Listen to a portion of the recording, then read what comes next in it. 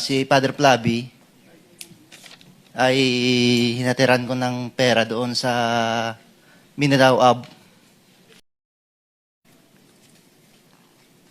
Balikan ko po yung aking naunang tanong sa inyo kung individually meron kayong gustong isalaysay na hindi naman inconsistent doon sa inyong pinirmahan na sama-samang salaysay. Nauukol po sa pagdi-deliver nyo ng pera kung kanino, ilan ang dinideliver, paano dinideliver, anong ginamit sa pagdi-deliver, kanino napunta. Yun lamang po, para sa ganon, malaman natin na nagkakaisa kayo hanggang sa magawa ninyo ang pinagsama-samang salaysay.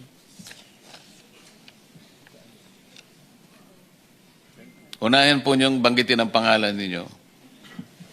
Julie Cadjao, sir.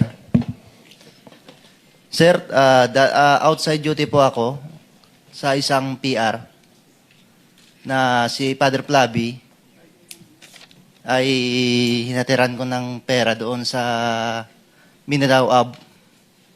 Isang sobre yun, sir. Pangalan Julie po, Cadjao, sir. Julie Cadjao. Hindi, yung dinalhan po nyo ng pera, Si ano yung... Father Flavi Villanueva.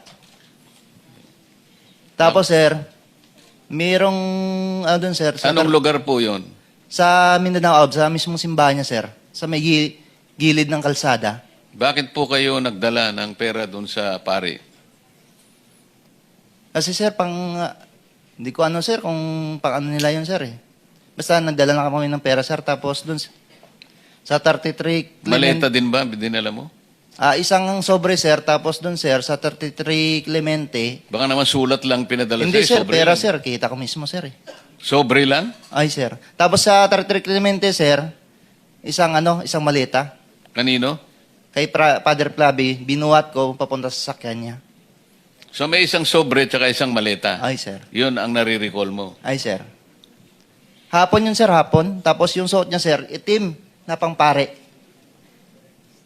Yung pangpare yung ano niya. Nung iabot mo, Sinakayan sa sasakyan niya, sir? Nakasuot siya ng pampare. Ay, sir. Yung pare na itim, sir, na sinusuot ng mga pare. Paano mo nalaman na siya nga yung... Nakikita ko, sir, kasi pumutok na yung sir, yung doon, yung sa Ejiki na nalaman ko si Father Flavi. Bukod